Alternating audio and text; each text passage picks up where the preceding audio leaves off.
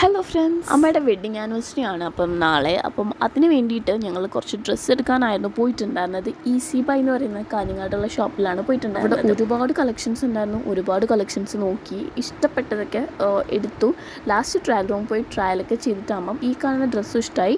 പിന്നെ അതിൻ്റെ തൊട്ടപ്പുറത്തുള്ളൊരു ഡ്രസ്സ് ആ കാണുന്നത് ഇഷ്ടപ്പെട്ടിട്ടുണ്ടായിരുന്നു. എന്നിട്ട് മറ്റേതായിരുന്നു എടുത്തിട്ടുണ്ടായിരുന്നത്. അവിടെ നിന്ന് അതിന് മാച്ച് ആയിട്ടുള്ളൊരു പാൻറ്റും, പിന്നെ അവിടെ ബോർഡിൽ ഗെറ്റ് 2 ഈച്ച് 299 ആണ് എഴുതിയിട്ടുണ്ടായിരുന്നു. ഞാൻ വിചാരിച്ചു അത് 2 പാൻറ് എടുത്താൽ 299 ആണെന്ന് വിചാരിച്ചിട്ട് ഞാൻ അങ്ങനെ എടുത്തു ഗൈസ്.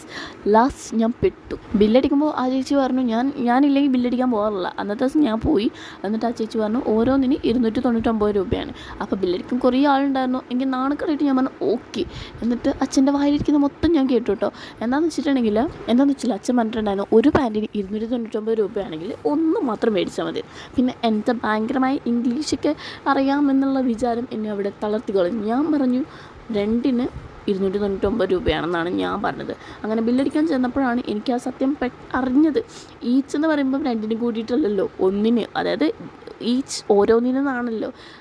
എൻ്റെ തലയിൽ അത് പോയില്ല. അങ്ങനെ കുറച്ചധികം വഴക്കൊക്കെ എനിക്ക് കിട്ടിയിട്ടുണ്ട്. പിന്നെ അതൊക്കെ തണുപ്പിക്കാൻ വേണ്ടിയിട്ട് ഒരു ഐസ്ക്രീമും കഴിച്ചിട്ട്, ഐസ്ക്രീം അല്ല കേട്ടോ, ജ്യൂസ് കഴിച്ചിട്ടുണ്ടായിരുന്നു. അനിയനും അനിയത്തിയൊക്കെ കോക്ടെയിലായിരുന്നു, കണ്ണൂർ കോക്ടെയിൽ. ഞാൻ മിക്സ്ഡ് ജ്യൂസായിരുന്നു, അമ്മയും അച്ഛനൊക്കെ മിക്സ്ഡ് ആയിരുന്നു.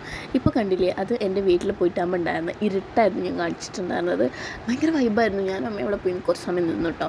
പിന്നെ പിറ്റേ ദിവസം അമ്മയുടെ വെഡ്ഡിങ് ആനിവേഴ്സറിയിലെ അമ്മയുടെ അച്ഛൻ്റെയും അങ്ങനെ ഞങ്ങൾ അമ്പലത്തിൽ പോയിട്ടുണ്ടായിരുന്നു. അമ്മയുടെ വീടിൻ്റെ അടുത്തുള്ള ഒരു തൃക്കണ്ണാട് അമ്പലത്തിലും പിന്നെ ഒരു ശാസ്താവിലും പോയിട്ടുണ്ടായിരുന്നു. ആ അമ്പലത്തിൽ പോയ വീഡിയോ വേറെ ആയിട്ട് ഞാൻ ഇടാം കേട്ടോ, അതെല്ലാവരും പോയി കാണണേ.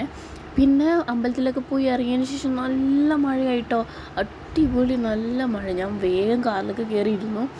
പിന്നെ കുറച്ച് കഴിഞ്ഞിട്ട് മഴയൊക്കെ തോർന്നു കേട്ടോ. വിൻഡോയിൽ ഇങ്ങനെ മഴത്തുള്ളിലേക്ക് നിൽക്കുന്നതാണ് നല്ല രസമായിരുന്നു. അപ്പോൾ ഞങ്ങൾ നേരിലേക്ക് പോട്ടെ.